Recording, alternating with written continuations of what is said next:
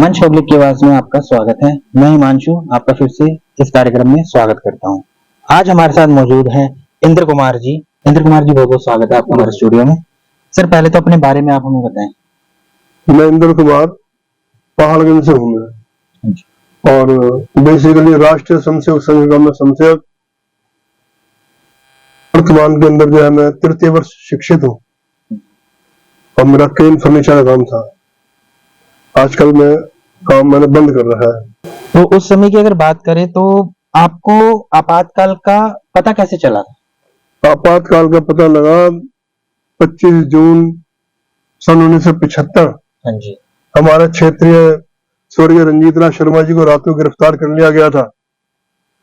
जिस हम थाने गए थे मालूम करने के लिए क्यों उनको गिरफ्तार किया है, तो थाने से पता लगा था इमरजेंसी लग चुकी है और ये इमरजेंसी के अंदर जितने भी इंदिरा विरोधी, सरकार विरोधी जो मानते हैं वो लोग कि ये हमारे विरोधी हैं, तो उन सब की धरपकड़ शुरू हो चुकी थी। उसके बाद हमको पता लगा कि ये इमरजेंसी लग चुकी है। आपको जैसे ही पता चला तो पहली आपकी प्रतिक्रिया क्या थी? पहली प्रतिक्रिया तो गलत थी कि ये जो है गलत हो रहा है, ये लोकतंत्र की हत्या की जा रही है। ये यानी कि विश्व का सबसे बड़ा लोकतांत्रिक देश, और जिसमें इलाहाबाद हाई कोर्ट का जो मुकदमे का फैसला जो राज नारायण के साथ जो है इंदिरा गांधी का चुनाव हुआ था सन 1971 में रायबरेली से, तो जिस कारण जो है राज नारायण ने मुकदमा दायर किया था उस चुनाव को रद्द कराने के लिए, तो इलाहाबाद हाई कोर्ट के अंदर जस्टिस जगमोहन सिन्हा थे। उनके फैसले से 12 जून 1975 को इंदिरा गांधी का चुनाव रद्द हो गया था और इंदिरा गांधी को 6 साल अगले चुनाव लड़ने के लिए अयोग्य घोषित कर दिया गया था। तो उस स्थिति से निपटने के लिए कि उसको सत्ता ना छोड़नी पड़े, अपना सत्ता बनाए रखने के लिए उसने इमरजेंसी लगाई थी। तो हमारे दर्शकों को ये भी बताइए कि जब ये इमरजेंसी लगी थी और आपको पता चला था और आपने कहा कि इस तरीके की सारी स्थिति जब बनी थी, तो समाज के मन में क्या धारणा पैदा हुई थी इमरजेंसी लगने से? समाज के मन में तो कोई विशेष धारणा अभी शुरू में नहीं हुई थी, लेकिन जब इमरजेंसी के परिणाम सामने आने शुरू हुए, जैसे कि नसबंदी का कार्यक्रम शुरू हो गया। हाँ जी। नसबंदी के अंदर जो है कुछ प्रलोभन दे करके और कुछ जबरदस्ती नसबंदियां कराई गई। उस वक्त हमारे भी ध्यान में है कि कुछ ऐसे लोग जो कम आयु के थे, जिनकी शादियां भी नहीं हुई थी, उनकी भी नसबंदियां कर दी गई जी।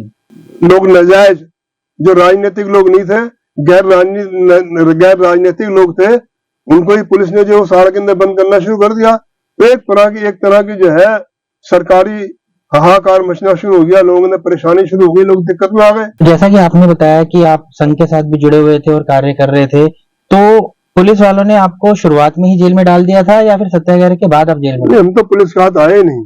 अच्छा जी। हम तो वैसे भी अंडरग्राउंड, क्योंकि मीडिया पर, प्रिंट मीडिया पर, अखबार पर सूचना तंत्र सारा खत्म हो चुका था। इंदिरा गांधी का जन्मदिन और उस दिन जो है विश्व महिला दिवस भी था। उस उपलक्ष्य के अंदर उस वक्त तत्कालीन भारत सरकार की तरफ से बहुत बड़ा आयोजन, जिसमें लगभग 13,000 के करीब जो है छात्राएं देश के अलग अलग क्षेत्रों से, अलग अलग स्टेटों से आई हुई थी, जिन्होंने अपने इवेंट्स पेश करने थे। और उस कार्यक्रम को डॉक्टर फखरुद्दीन अली अहमद जो राष्ट्रपति हुआ करते थे, उन्होंने उसको एड्रेस करना था। उनकी अध्यक्षता में था कार्यक्रम, और उस कार्यक्रम में विदेशों से भी कई मेहमान आए हुए थे। तो उस कार्यक्रम को जो है हमने समझा कि अपनी आवाज़ लोकतंत्र के पक्ष में, लोकतंत्र की बहाली के लिए, इमरजेंसी के खिलाफ अपनी आवाज़ को उठाने का इससे अच्छा मौका और एक स्टेज हमको नहीं मिलेगा। तो ये सोच करके वहाँ पहुँचे थे। हमने वहाँ जो है अपना प्रदर्शन किया और हमारे पोस्टर्स थे, हमारे बैनर क्या बोलते पैम्फलेट थे, वो पैम्फलेट में पब्लिक के अंदर भी बांटे। और हम चाहते थे वो पैम्फलेट जो है अपने राष्ट्रपति महोदय जी को भी दिया जाए जी। तो राष्ट्रपति महोदय जी के हम गए थे, तो उसी दौरान जो है भगदड़ मच गई स्टेडियम के अंदर, क्योंकि हमने नारे लगाने भी शुरू कर दिए थे। और उस नारे के दौरान भगदड़ मची और उसमें फिर हमको पुलिस ने पकड़ा, और उस पुलिस ने पकड़ के हमारे को वहाँ फिर जैसे पुलिस का काम है मारपीट करना, बिल्कुल। उस वक्त जो है पुलिस ने भी अपनी ईमानदारी और वफादारी दिखानी थी सरकार के खिलाफ, सरकार के पक्ष में। तो उन्होंने हमको मारा वहाँ पर। वहाँ से मारने पीटने के बाद हमको तिलक मार्ग थाना जहाँ तक मेरा अंदाजा है, तिलक मार्ग थाने ले गए। वहाँ हमको ले जाकर उन्होंने बंद किया। उसके बाद अगले दिन कोर्ट में पेश किया। कोर्ट में पेश करने के बाद 4 दिन का हमको पुलिस रिमांड मिला, क्योंकि पुलिस का कहना ये था कि हमने राष्ट्रपति फखरुद्दीन अहमद पर जो है जानलेवा हमला किया है, कोशिश की है हमने।